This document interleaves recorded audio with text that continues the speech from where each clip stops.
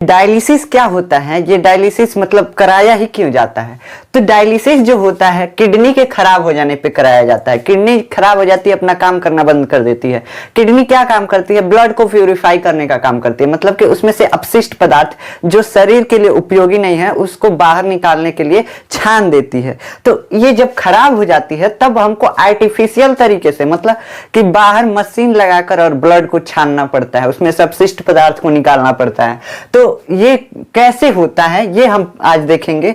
तो देखिए, जो किडनी खराब होने की स्थिति में, एकदम अब खराब, अपना काम बंद करने की स्थिति में होती है, तब कहते हैं कि स्टेज 5 किडनी फेलियर हो गया है, मतलब कि अब एकदम खराब होने वाला है किडनी, कुछ काम अब करना बंद कर देगा। ठीक, तो ये होता है स्टेज 5 किडनी फेलियर। इसी स्टेज में जो है हम क्या करते हैं? डायलिसिस करते हैं। डायलिसिस आखिर होता क्या है? डायलिसिस कुछ नहीं है। डायलिसिस जो है खून को छानने की एक प्रक्रिया है। कैसे छाना जाता है? मशीन लगा के छान देते हैं सब डॉक्टर। क्या करते हैं? मशीन लगा के बहरिया छान देते हैं। तो देखिए, ब्रिक के खराब हो जाने पे दो ही हमारे पास ऑप्शन बचता है, दो ऑप्शन बचता है। या तो किसी का किडनी लेके लगाएं अपने अंदर, या तो उसका डायलिसिस कराएं, ब्लड का डायलिसिस कराएं। डायलिसिस मतलब ब्लड को छाना जाता है। ठीक, तो जो होता है डायलिसिस, इसमें ब्लड को छाना जाता है। और किडनी ट्रांसप्लांट में क्या होता है? किसी से किडनी मांग कर और लगा लेते हैं।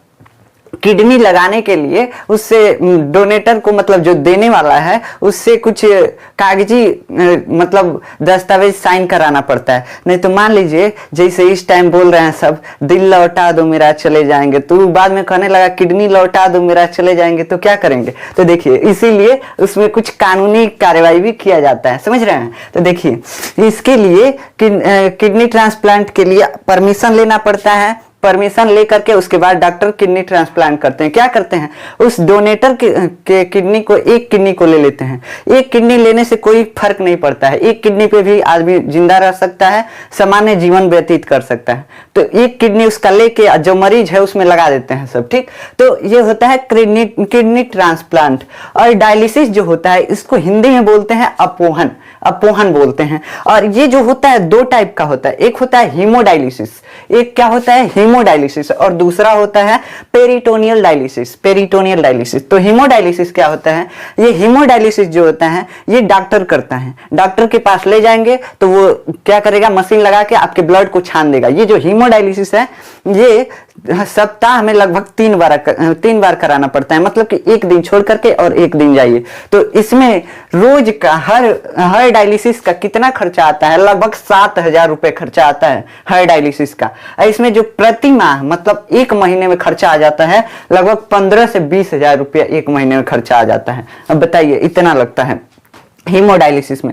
तो डॉक्टर की देख रेख में ये होता है, मतलब कि डॉक्टर इसको करते हैं, ब्लड को प्यूरिफाई डॉक्टर करते हैं। और एक होता है पेरिटोनियल डायलिसिस, जिसे आप भी कर सकते हैं, घर वाले आदमी भी इस डायलिसिस को कर सकते हैं, मतलब कि खून को छान सकते हैं घरे बैठे। तो समझ रहे हैं? तो ये होता है पेरिटोनियल डायलिसिस। इसमें ज्यादा खर्चा आता है, इस पेरिटोनियल डायलिसिस में ज्यादा खर्चा आता है, लगभग 30,000 रुपया प्रति महीना लगेगा, मतलब एक महीने में 30,000 रुपया लगेगा, तब आप पेरिटोनियल डायलिसिस कर सकते हैं। तो ये हीमोडायलिसिस और पेरिटोनियल डायलिसिस होता कैसे है ये हम समझते हैं कि हीमोडायलिसिस कैसे डॉक्टर करते हैं, आखिर इसमें क्या क्या करते हैं कि हीमोडायलिसिस होता है, और पेरिटोनियल डायलिसिस में क्या क्या प्रक्रियाएं होती हैं कि पेरिटोनियल डायलिसिस होता है, इसको देखेंगे। उसके बाद हम देखेंगे किडनी ट्रांसप्लांट यानी ब्रिक प्रत्यारोपण के बारे में हम देखेंगे। तो चलिए हीमोडायलिसिस को देखते हैं। देखिए, हीमोडायलिसिस जो है वो कृत्रिम विधि द्वारा रक्त छानने की एक प्रक्रिया है, मतलब कि आर्टिफिशियल तरीके से हम रक्त को छान देते हैं, खून को छान देते हैं, उसको फिल्टर कर देते हैं एक मशीन से। बाहर वो मशीन लगा देते हैं शरीर के बाहर, उससे ब्लड फिल्टर होकर फिर शरीर में भेज देते हैं, वही होता है हीमोडायलिसिस। ये जो होता है इसको कृत्रिम ब्रिक भी कहा जाता है। जिस मशीन से यह काम किया जाता है उसको कृत्रिम ब्रिक या आर्टिफिशियल किडनी बोला जाता है। कृत्रिम ब्रिक या आर्टिफिशियल किडनी बोला जाता है। समझ में आया? उसके बाद एवी फिस्टुला बनाया जाता है, एवी फिस्टुला बनाया जाता है इसके लिए, इस मतलब हीमोडायलिसिस को करने के लिए एवी फिस्टुला बनाया जाता है। ये काहे लिए बनाना पड़ता है कि जो होता है सिरा में रक्त का प्रवाह तेज करना पड़ता है, यानी उसमें प्रेशर खूब तेज करना पड़ता है। धमनी में तो प्रेशर तेज रहता है, देखते हैं ना, धमनी में इतना ना प्रेशर रहता है कि अगर उसको छेद दिया जाए तो जो होता है ब्लड निकलना कोई बंद नहीं कर सकता है जल्दी। समझ में आया? तो इस सिरा में भी उसको फ्लो को तेज करना पड़ता है इस प्रक्रिया के लिए, हीमोडायलिसिस करने के लिए। तो जानते हैं इसमें धमनी और सिरा को जोड़ा जाता है। ग्राफ्टिंग एक होता है। ग्राफ्टिंग क्या होता है? ग्राफ्टिंग पौधों में ग्राफ्टिंग की जाती है। जैसे कि दो पौधा अगर ऐसे है तो उसको ऐसे थोड़ा थोड़ा काट के मिला के जोड़ देंगे, यहाँ से देखेंगे दोनों जुड़ जाएगा। वैसे ही ई का होता है, इसमें ग्राफ्टिंग किया जाता है। हम बताए थे एक यहाँ पे रेडियल धमनी पाया जाता है, रेडियल धमनी, जिससे हम क्या करते हैं, नाड़ी मापते हैं। नाड़ी मतलब कि कितने बार हमारा हृदय धड़क रहा है, दिल धड़क रहा है कि नहीं धड़क रहा है, इसको चेक करते हैं। तो जो होता है रेडियल धमनी, वहां ही एक रेडियल सिरा भी पाया जाता है। तो यहाँ पे डॉक्टर क्या करते हैं, ऑपरेशन कर देते हैं, और ऑपरेशन करके उसमें जो रेडियल धमनी है और रेडियल सिरा, उसको दोनों को एक के जगह लिया के मिला देते हैं, मिला देते हैं। तो इसमें जो है एक के जगह मिल गए सब। तो बताइए इधर से घूम के आना नहीं है ब्लड को, नहीं तो जाता है इधर से यहाँ, यहीं पे होता है। तो यहीं पे होता है, या तो टहनी के पास होता है या तो कलाई में होता है, ठीक। तो जो यहाँ से जा रहा था आगे, फिर इतना घूम के आ रहा था तो उसका प्रेशर वे कम हो जा रहा था। अब पहले ही मिला दिया, बस सिरा में प्रेशर खूब तेज हो गया, ज्यादा हो गया। तो सिरा में प्रेशर तेज करने के लिए इसको बनाया जाता है एवी फिस्टुला को।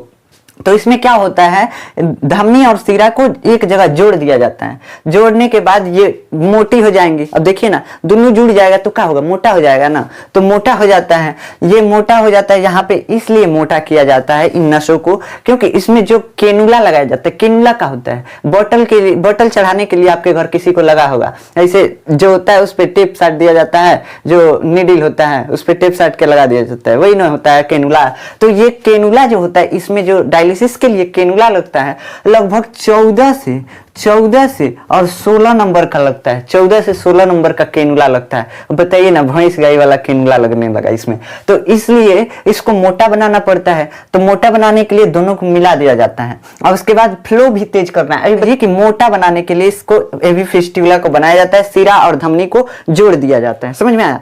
उसके बाद ये जो धमनी और सिरा को जोड़ दिया जाता है, सिरा में रक्त का प्रवाह तेज कर देता है ये, और तैयार होने में इसको 1 महीना लगता है। जो दोनों को जोड़े है ना, जुड़ने में 1 महीना लगेगा। अब बताइए, पेशेंट के पास टाइम नहीं होगा, उसका किडनी इतना ना खराब हो गया है कि मतलब एवी फिस्टुला बनाने का टाइम नहीं दे, तब क्या करेंगे? तो उसके लिए एक आता है आर्टिफिशियल फिस्टुला। तो वो क्या होता है, अलगे से लगा देते हैं, अलगे से दोनों को जोड़ देते हैं, और जोड़ के अब हरिया से लगा देते हैं नीडल। तो उसमें क्या होता है, आर्टिफिशियल फिस्टुला में बाहर फिस्टुला बनाया जाता है, शरीर के बाहर फिस्टुला बनाया जाता है। उससे इन्फेक्शन होने का ज्यादा खतरा रहता है, इसलिए डॉक्टर जो होते हैं वो नेचुरल फिस्टुला बनाते हैं, मतलब शरीर के अंदर बनाते हैं, शरीर के बाहर नहीं बनाते। फिस्टुला क्या है, ये धमनी और सिरा को जोड़ दिया, वह क्या है, फिस्टुला है। आर्टरी और वेन्स को जोड़ दिया, क्या है, फिस्टुला है। समझ रहे हैं? तो इसको 1 महीना तैयार होने में लगता है, जुड़ने में 1 महीना लगता है। अब समय ना हो तो क्या करेंगे, तो उसमें आर्टिफिशियल फिस्टुला बना के और क्या करते हैं, हीमोडायलिसिस कर देते हैं, ब्लड को छान देते हैं।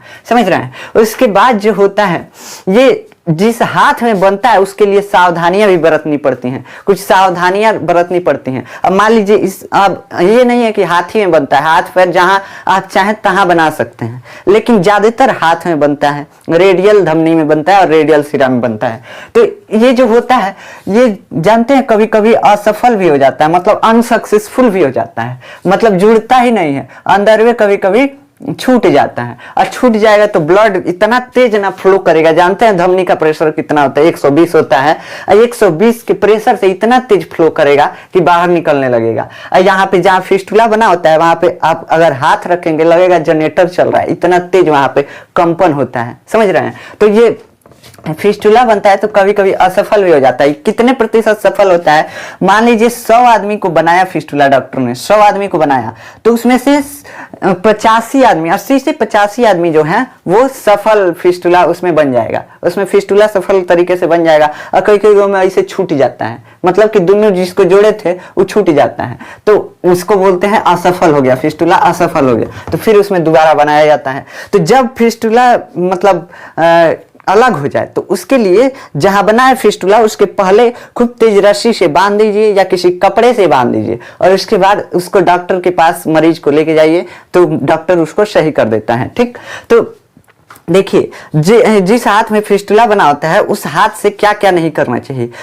ये करेंगे तो क्या होगा, फिस्टुला खराब हो जाएगा, फिर क्या होगा, ब्लड फ्लो होने लगेगा, बहुत तेज फ्लो होने लगेगा, निकलने लगेगा। तो देखिए उस हाथ में बीपी नहीं मापा जाता है। मानिए बीपी माप रहे हैं, एक ही बार प्रेशर से खून आया, इतना प्रेशर है, एक ही बार खूब प्रेशर से आया तो फाड़ देगा, उसके बाद निकल जाएगा, तो फिस्टुला खराब हो जाएगा। अब उसके बाद उस हाथ से ब्लड सैंपल भी नहीं लेना चाहिए। जब लेते हैं सैंपल कुछ नापने के लिए, जैसे कि शुगर, ये सब नापने के लिए, शुगर, ब्लड चेक करने के लिए, हीमोग्लोबिन वगैरह सब चेक करने के लिए ब्लड सैंपल लेते हैं, इंजेक्शन में निकाल लेते हैं ब्लड को, तो वो नहीं लेना चाहिए उस हाथ से। उसके बाद जो होता है उस हाथ से वजन भी नहीं उठा सकते हैं, वजन उठाएंगे बस इस पे जोर पड़ेगा, और जोर पड़ेगा बस छूट जाएगा, और छूट जाएगा तो उसके बाद फिर से वही काम होगा, फ्लो होने लगेगा ब्लड। तो समझ में आया, इस हाथ से ये सावधानियां बरतनी चाहिए। उस आदमी को कम से कम यात्रा करना चाहिए, नहीं तो हर को लगता है ना, तनी मनी हर को लग जाता है तो खत्म हो जाता है, फिस्टुला खराब हो जाता है।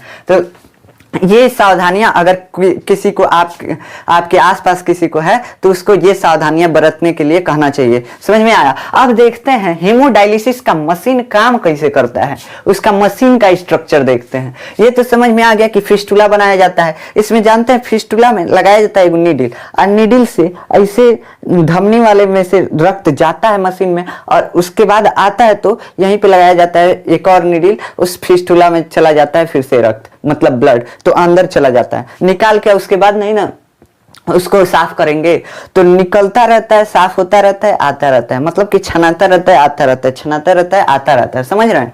तो ये होता है हेमोडायलिसिस। अब इसके मशीन के बारे में हम समझते हैं कि हेमोडायलिसिस का मशीन कैसे काम करता है, इसमें क्या क्या होता है पार्ट, तो उसको देखते हैं। अब देखिए ये जो होता है डायलिसिस मशीन कुछ इस तरह का होता है। इसका एक सिंपल मॉडल हम बनाए हैं, आपके स्क्रीन पे आ रहा होगा असली मॉडल। असली मॉडल तो हम यहाँ पे नहीं बना सकते हैं। तो देखिए ये सिंपल मॉडल होता है, ये मतलब कि डायलिसिस मशीन का सिंपल मॉडल है, इसको हम समझाने के लिए बनाए हैं।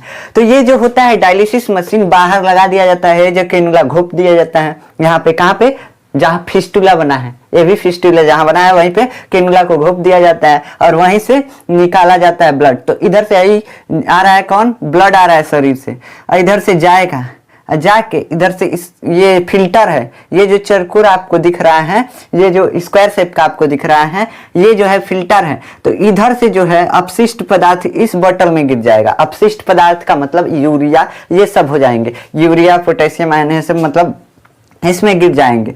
तो छान करके इसमें गिर जाता है, और उसके बाद क्या होता है, उसके बाद फिर से इधर से वापस ऐसे आता है ब्लड, ऐसे गया फिर ऐसे मिला रहता है एगो नली द्वारा, सब नली जो एक नली द्वारा, इतना पतला पतला नली इसमें फिल्टर में होता है ना, बहुत पतला पतला झिल्ली का नली पाया जाता है, मेम्ब्रेन नली पाया जाता है। मेम्ब्रेन मतलब बहुत पतला झिल्ली होता है। तो वो मेम्ब्रेन जो होती है ऐसा मेम्ब्रेन होती है जो कि अपशिष्ट पदार्थ को अलगे फेंक देगी, और जो सही पदार्थ है मतलब उपयोगी पदार्थ है उसको रख ले रहेगी और इसमें भेज देगी। समझ में आया। उसको अर्धपारगम्य झिल्ली बोलते हैं, अभी याद मत रखिए, अर्धपारगम्य झिल्ली। तो ये जो होता है यहाँ से आता है, इधर से बहता है, बहता हुआ यहाँ पे साफ हो जाता है, और साफ हो जाता है बस अपशिष्ट पदार्थ हो के इधर या फेंक देता है, अब फेंक देता है, इधर बोतल में आ जाता है। तो इधर बोतल में आ जाता है, उसके बाद इधर से आता रहता है। अब मान लीजिए यहाँ पे कहीं अधिका छान दिया, अधिका छान दिया, कुछ और निकाल लिया, ग्लूकोजे निकाल लिया, मतलब पोटेशियम आयन ज्यादा निकाल लिया, फास्फोरस आयन सब निकाल लिया, तो यहाँ से एक बोतल लगाए रहते हैं। और इसमें क्या भरे रहते हैं, प्लाज्मा के समान एक लिक्विड भरे रहते हैं। लिक्विड उसमें क्या होता है, इलेक्ट्रोलाइट्स होता है। इलेक्ट्रोलाइट्स मतलब पोटेशियम आयन, सोडियम आयन, ये सब रहता है, जो क्या करता है इसमें देखता रहता है। इसका जो कंसंट्रेशन होता है वो ब्लड के कंसंट्रेशन के बराबर होता है, मतलब कि ब्लड जितना गाढ़ा होता है उतना ही गाढ़ा है। मतलब ऐसी सिंपल भाषा में हम समझा रहे हैं, ऐसे गाढ़ा नहीं होता है, सिंपल भाषा में समझिए तो ये ब्लड जितना गाढ़ा होता है उतना ही गाढ़ा ये भी होता है। ठीक, तो यहाँ पे क्या होता है, देखता रहता है, कहीं पोटेशियम आयन ज्यादा तो नहीं निकाल लिया, बस तनी मनी ज्यादा निकाला होता है, बस छोड़ देता है, मतलब पूरा करता रहता है। ब्लड में इलेक्ट्रोलाइट्स की मात्रा को क्या करता है, नियंत्रित रखता है। अब इसके बाद देखिए, जैसे ब्लड आया उसके बाद तो ये पोटेशियम आयन, सोडियम आयन सब इलेक्ट्रोलाइट दे करके अब ब्लड को सही कर दिया, अब फिर से शरीर में चला गया। लेकिन एक और ही दिक्कत यहाँ पे आया। क्या दिक्कत है, देखिए ना, बहरिया निकालते हैं ब्लड को तो क्लॉट हो जाता है। क्लॉट क्या होता है, जम जाता है, थक्का बन जाता है, ब्लड का थक्का बन जाता है। देखते हैं कहीं कुछ आ जाता है तो क्या होता है, थक्का बन जाता है। वैसे ही थक्का बन जाता है जब ब्लड को बाहर निकालेंगे तो इसमें पहले एगो मिलाना पड़ता है anti clotting material. Anti clotting material तो ये जो होता है प्रति अस्कंदक पदार्थ, ऐसा ही कुछ हिंदी में इसका नाम होता है। तो ये मिला दिया जाता है कि जो ब्लड है जमे ना, इसमें ऐसा पदार्थ मिलाया जाता है कि ब्लड है जमे ना तो फिल्टर होगा। तो फिल्टर होने के बाद जमता नहीं है, फिल्टर होता रहता है, जमता नहीं है। अब फिर इधर ही आता है ब्लड, तो उसमें से जो मिला थे किस लिए कि ये जमे ना, उसको निकाल लेते हैं, फिर से निकाल लेते हैं। ठीक, तो निकाल लेते हैं फिल्टर के बाद, और फिर से इसमें यहाँ पे आता है तो पोटेशियम आयन मिलता रहता है। अब फिर इसको टेम्परेचर उतना बनाना पड़ता है, आया है और 37 डिग्री पे भेजना है हमको, तो फिर टेम्परेचर बना के भेजते हैं। 37 डिग्री पे आया था लेकिन इधर आया तो ठंडा गया ना, चाहे गर्म हो गया, तो बताइए उसको टेम्परेचर उसका बनाना पड़ेगा, नहीं तो ये तो मरीज को बुखार कर देगा। ज्यादा अगर हीट हो गया तो मरीज को बुखार कर देगा। तो इधर आता है तो इसका टेम्परेचर भी मेंटेन किया जाता है। तो समझ रहे हैं कैसे काम करता है, ये वो फिल्टर लगा होता है, जैसे आरओ का फिल्टर लगा होता है ना, सेम वैसे ही डायलिसिस मशीन में फिल्टर लगा होता है। फिल्टर को कौन कंट्रोल करता है, एक उसमें इलेक्ट्रिक पूरा कंप्यूटर लगा होता है। वो कंप्यूटर डिस्प्ले करता रहता है कि किस कंसंट्रेशन पे ब्लड को प्यूरिफाई करना है, किस मतलब कितने इसमें ब्लड में कुल मात्रा सब पदार्थों की होनी चाहिए। तो उसको मशीन पे सेट कर देते हैं सब डॉक्टर कि इतने रहना चाहिए, इससे अधिका मत करना, इससे कम मत करना। तो क्या करता है, छान देता है और छान के फिर से भेज देता है। समझ रहे हैं। तो इस डायलिसिस प्रक्रिया में लगभग 65% जो है, 65% पूरा अपशिष्ट पदार्थ निकल जाता है, अपशिष्ट पदार्थ निकल जाता है। इस प्रक्रिया को हफ्ते में तीन चार बार कराना पड़ता है। इसके लिए जानते हैं कितना समय लगता है, 4 घंटा लगता है। 4 घंटा मरीजों को लेटा के इसे हरदम प्यूरिफाई करता रहेगा, प्यूरिफाई छानता रहेगा। हफ्ता में 3 से 4 दिन 4 घंटे ये प्रक्रिया करनी पड़ती है। तो ब्लड से जो है अपशिष्ट पदार्थ निकल जाता है। अब रहेगा तो हमारे शरीर में क्या करेगा, हमारे शरीर को नुकसान पहुंचाएगा ना अपशिष्ट पदार्थ, तो इसलिए निकालना पड़ता है। तो किसके द्वारा निकालते हैं, हेमोडायलिसिस। हेमोडायलिसिस मशीन का आप समझ गए कैसे काम करता है। यहाँ पे एक एवी फिस्टुला बनाया जाता है। एवी फिस्टुला का होता है सिरा और धमनी का एक जहाँ पे पॉइंट होता है, वहां पे मिलते हैं, मिला दिया जाता है, ग्राफ्टिंग कर दी जाती है। उसके बाद वहां पे नीडल डाला जाता है। नीडल कौन सा होता है, केनुला वाला होता है, और उसका नंबर लगभग अभी हम बता रहे हैं, एकदम कंफर्म नहीं है, 14 से 16 नंबर नीडल लगता है। 14 से 16 नंबर नीडल मतलब कि मोटा नीडल लगता है। तो यहाँ से लग जाता है, ऐसे ब्लड आता है। फिल्टर है, मान लीजिए फिल्टर छान दिया, बस यहाँ पे लगा है एगो क्या, इलेक्ट्रोलाइट्स, मतलब कि ब्लड में कुछ कम ना हो कुछ ज्यादा ना हो, इसलिए ये क्या करता है, ये मिलाता रहता है। जो ज्यादा होता है उसको खिंचियो लेता है, ही नहीं है कि मिलाते बस रहेगा, खिंचियो लेता है। और यहाँ पे एगो प्रेशर देने वाला मशीन भी लगाया गया होता है। अब मानिए ना ब्लडवा आ रहा है, फिल्टर में पहुंचिए नहीं रहा है, छानेगा कैसे, तो इसको प्रेशर देना पड़ता है, ढकेलना पड़ता है। समझ रहे हैं। तो इस फिल्टर में ढकेलने के लिए क्या लगाया जाता है, एक प्रेशर वाला मशीन लगाया जाता है जो कि ब्लड को प्रेशर दे, प्रेशर से वो छन जाएगा। तो छनता है। तो इसमें क्या क्या पाया गया, देखिए यहाँ पे एवी फिस्टुला पे क्या लगाया गया, केनुला लगाया गया, नली से गया मशीन में, फिल्टर में। अब फिल्टर छान दिया, अपशिष्ट पदार्थ फरके फेंक दिया, मतलब अलग फेंक दिया, और इसके बाद ब्लड को फिर से प्यूरिफाई करके और शरीर में फेंक दिया। यही काम करता है क्या, यही काम करता है डायलिसिस मशीन। और इस बॉटल है, पहला बॉटल, इसको पार्ट ए बोलते हैं, डॉक्टर जो अपने भाषा में बोलते हैं उसको पार्ट ए और इसको पार्ट बी बोलते हैं, समझ रहे हैं? तो इसको पार्ट ए पार्ट बी बोलते हैं। यही होता है डायलिसिस मशीन। तो हीमोडायलिसिस आपका कंप्लीट होता है यहीं पे। अब देखते हैं पेरिटोनियल डायलिसिस कैसे होता है, हम इसको घर पे कर सकते हैं, इससे क्या क्या हानि होता है, क्या क्या नुकसान होता है, ये सब अब देखते हैं हम पेरिटोनियल डायलिसिस में।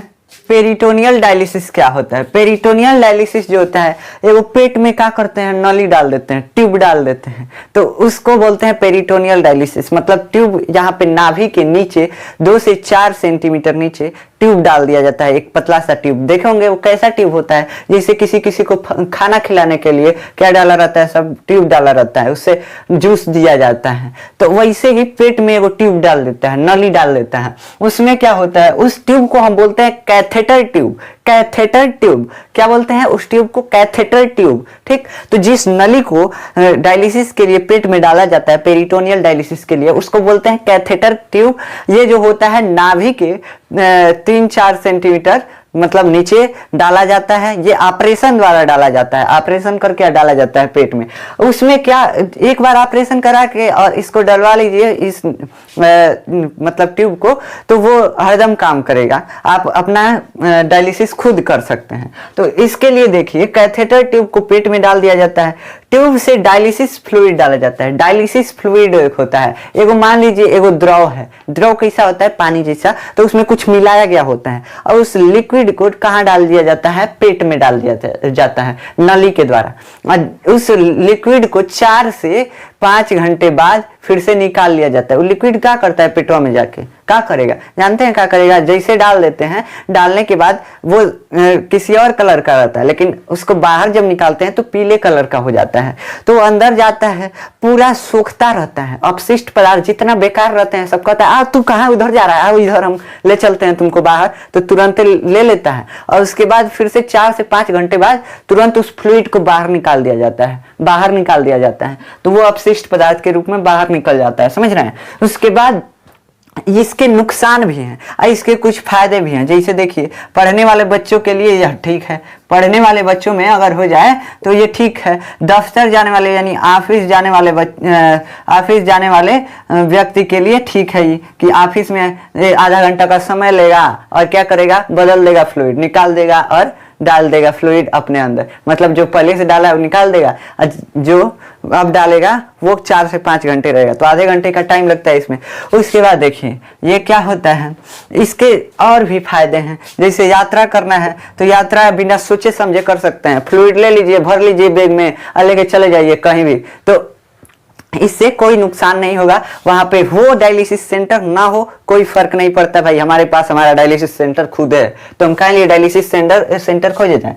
तो इसके लिए यात्रा में क्या होता है, यात्रा करने में आसानी होती है। और इसके नुकसान भी हैं, जिसके फायदे होते हैं उसके नुकसान होते हैं, समझ रहे हैं? तो देखिए इसके नुकसान जो होते हैं वो वजन भी बढ़ता है इससे, इस डायलिसिस से वजन बढ़ता है और उस डायलिसिस से घटता है। जो हीमोडायलिसिस था उससे वजन घटता है, इससे बढ़ता है, बढ़ा देता है। जानते हैं कैसे? ये जो फ्लूइड हम डाल रहे हैं, जो लिक्विड डाल रहे हैं पेट के अंदर, उसमें कुछ मतलब पोषक तत्व पाए जाते हैं। पोषक तत्व जैसे ग्लूकोज, प्रोटीन, ये सब पाए जाएंगे, फैट वसा सब पाए जाएंगे। तो ये क्या करेगा, पेट जो होगा देखेगा कहाँ से यहाँ पे पोषक तत्व आया, तुरंत ही एब्जॉर्ब कर लेगा, एब्जॉर्ब करके आपके शरीर के विकास में लगा देगा, बस आपका वेट गेन होने लगेगा। वेट गेन मतलब कि वजन बढ़ने लगेगा, तो इसके वजह से इसमें वजन बढ़ता है। अब इसमें इन्फेक्शन का खतरा रहता है, इन्फेक्शन का खतरा कि बाहर से फ्लूइड डाल रहे हैं, कोनो कीटाणु उसी में मिल गया, अंदर चल गया, बस इन्फेक्टेड कर दिया आपके शरीर को। तो इसके लिए कि इन्फेक्शन का भी खतरा रहता है। और इसका खर्चा कितना आता है, लगभग 30-40 हजार रुपया महीना आता है। फ्लूइडवा इसका बड़ी महंगा मिलता है, इसलिए कई लोग इसको कराता नहीं है, समझ रहे हैं? तो इसका 30 से 40 हजार रुपया क्या आता है, खर्चा आता है। पर मंथ का खर्चा इसका आता है। अब सबसे बढ़िया जो है, सबसे बढ़िया किडनी फेलियर वाले बीमारियों के लिए जो सबसे बढ़िया इलाज है वो है कौन सा? Kidney transplant. किडनी ट्रांसप्लांट यानी वृक्क प्रत्यारोपण, इसको हिंदी वाले बोलते हैं। तो वृक्क प्रत्यारोपण को देखते हैं। ये समझ गए ना पेरिटोनियल डायलिसिस क्या होता है, जो हम खुद कर सकते हैं। इसमें एगो नली डाल देता है सब पेट में और उससे फ्लूइड डाल देते हैं, फ्लूइड सोख के पूरा अपशिष्ट पदार्थ और 5 घंटे में बैठल रहता है, तुरंत हम निकाल देते हैं। तो नली से ही निकाल देते हैं, समझ रहे हैं। तो वो पेरिटोनियल डायलिसिस होता है। इससे नुकसान फायदा ये सब आप देख रहे हैं। उसके बाद अब देखते हैं किडनी ट्रांसप्लांट क्या होता है। किडनी ट्रांसप्लांट क्या होता है, जिसको हम बोलते हैं हिंदी में वृक्क प्रत्यारोपण। वृक्क प्रत्यारोपण समझ रहे हैं। तो देखिए ये जो होता है, किसी दूसरे व्यक्ति की किडनी को मरीज में लगा दिया जाता है। किसी अब जो होता है किडनी, वो एक अभी रहेगा तो काम चल जाएगा। हमारे अंदर अगर एक किडनी है तो हम जैसे लोग जी रहे हैं वैसे हम भी जी लेंगे, ठीक। तो जो दूसरे व्यक्ति की एक किडनी अगर कोई देने वाला है, कोई देने के लिए सहमत है, तो उससे एक किडनी लेकर दूसरे में लगा दिया जाता है। ऐसे ही हार्ट ट्रांसप्लांट भी होता है। हार्ट ट्रांसप्लांट मतलब दिल को दिल से बदला जाता है। तो समझ रहे हैं, कई होते नहीं दिल मतलब हार्ट ट्रांसप्लांट तो नहीं कराया होता है, तब वो कहता है दिल लौटा दो मेरा, चले जाएंगे। देखते हैं, तो देखिए यहाँ पे अब देखिए, ये किसी दूसरे व्यक्ति की किडनी को मरीज में लगाया जाता है। यह सामान्य जीवन, ये जो होता है इसमें व्यक्ति सामान्य जीवन जीता है। एक किडनी लग जाता है तो ये भी सामान्य जीवन जीता है। ये जीवन भर इसमें कुछ दवाइयों का सेवन करना पड़ता है, जीवन भर कुछ दवाइयाँ खानी पड़ती हैं। उसका हालांकि लास्ट में डोज कम हो जाता है, लेकिन जीवन भर खाना ही खाना पड़ता है। उसके बाद ये जो है 90 to 95% सक्सेसफुल है। ये जो 90 to 95% मतलब कि 100 आदमी का अगर ट्रांसप्लांट किया किडनी ट्रांसप्लांट, तो उसमें से 90 गो से 95 गो मरीज ठीक हो जाएगा। तो ये देखिए 90 से 95 गो मरीज ठीक हो जाएगा। इस सबसे बेस्ट ऑप्शन है, सबसे बेस्ट ऑप्शन है डायलिसिस वाले मरीजों के लिए। तो इसमें देखिए बेस्ट डोनर कौन होता है, बेस्ट डोनेटर कौन होता है, मतलब कि किडनी कौन देगा तो लगाया जाएगा। डॉक्टर ऑपरेशन करके लगा देता है, उसके में से ऑपरेशन करके निकाल लेगा, इसके में डाल देगा, समझ रहे हैं। तो क्या करेगा, उस डोनेटर से पहले क्या करता है, दस्तावेज कुछ साइन कराता है, कानूनी दस्तावेज, कि बाद में वो पलट ना जाए। बाद में कुछ कर दिया, मान लीजिए आप उसके साथ कुछ जाकर कर दिए, उसके बाद वो कहने लगा कि नहीं हमारा किडनी निकाल लिया है, बढ़िया से निकाला है, हमको पत्ते नहीं चला है, ले जाके निकलवा दिया है, तो क्या करेंगे। तो उसके लिए पहले दस्तावेज साइन कराया जाता है, कुछ कागजी कार्रवाई की जाती है, समझ रहे हैं। तो उसके बाद बेस्ट डोनेटर कौन होता है, जिसका ज्यादातर सक्सेसफुल हो जाता है किडनी ट्रांसप्लांट। किडनी ट्रांसप्लांट ज्यादा सक्सेस रहता है। तो देखिए इसमें बेस्ट डोनेटर जो होता है माता पिता और बच्चे होते हैं, मतलब कि मरीज के माता हो या पिता हो या उसके बच्चे हो, ये अच्छा रहता है बेस्ट डोनेटर के रूप में।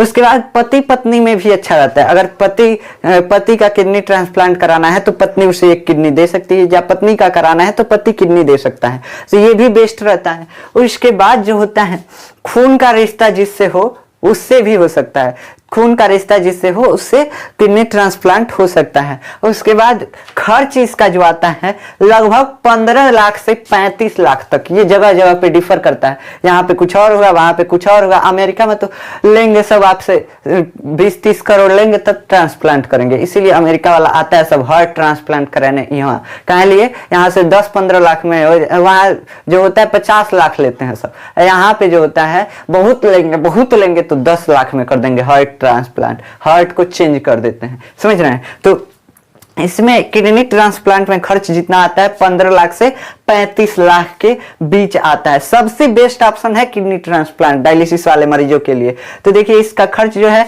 कितना है, 15 से 35 लाख। अगर खून का रिश्ता नहीं है तो रिश्तेदार भी कोई चल सकता है, मतलब उतना बेटर नहीं होगा। उसके बाद मृत शरीर से भी जो होता है किडनी ट्रांसप्लांट किया जाता है। डॉक्टर से बता दिया जाएगा तो वो खोज लेगा किडनी और आपको लगा देगा, तो उसमें थोड़ा ज्यादा इनकम लेगा। तो समझ रहे हैं।